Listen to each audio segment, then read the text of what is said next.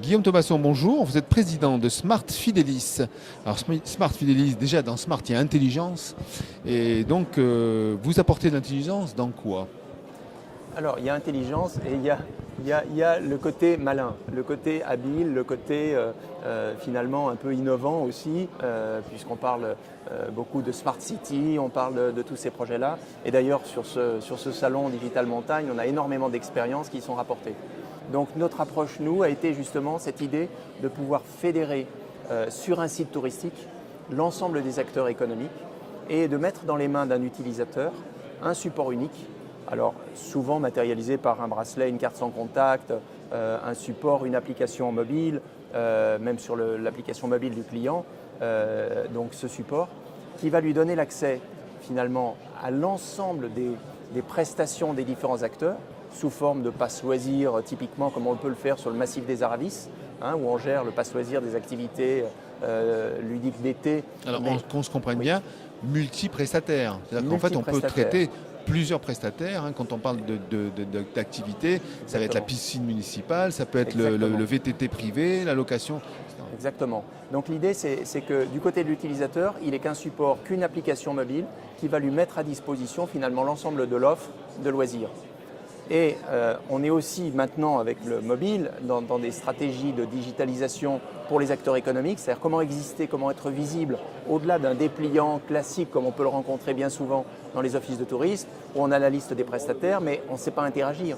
Là l'idée c'est que je vais pouvoir moi en tant que consommateur non seulement voir l'ensemble de ces prestataires mais voir en temps réel les offres qu'ils peuvent proposer, une disponibilité pour un départ en parapente à 16 heures aujourd'hui ou etc.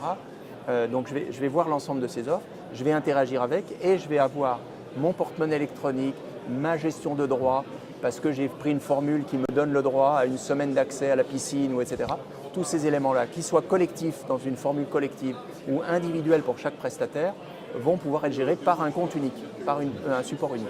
Donc en fait, vous développez à la fois le système d'accès, le portefeuille électronique et l'application en fait qui va pouvoir donc montrer les différentes prestations ou services possibles dans l'environnement de la carte de fidélité ou d'accès. Exactement. C'est ça. Et on va essayer d'enrichir finalement cette donnée pour l'expérience utilisateur dans la mesure où cet utilisateur n'est pas intéressé pour voir toutes les offres et on va arriver à enrichir la donnée client. En enrichissant la donnée client, on va être capable de lui proposer à ce consommateur peut-être un départ ce soir à 18h au parapente, je reprends cet exemple, parce que la veille ou 2 jours avant, il s'était intéressé à cette offre-là au travers de son application mobile sans aller plus loin. Et on sait que ce soir à 18h, le parapente a une disponibilité et donc on va pouvoir lui proposer en notification directement dans l'application, lui proposer une offre spéciale. Et donc on voit qu'on doit être de plus en plus dans une relation très personnalisée, la bonne offre au bon moment, à la bonne personne. Et c'est toute cette collecte de données qui va rendre possible ces stratégies de marketing ciblées. Donc on a vraiment une application complète qui gère à la fois l'accès, le porte-monnaie, le marketing et la ressource, puisqu'en fait, voilà, la disponibilité de la ressource, à un moment donné, paf, X.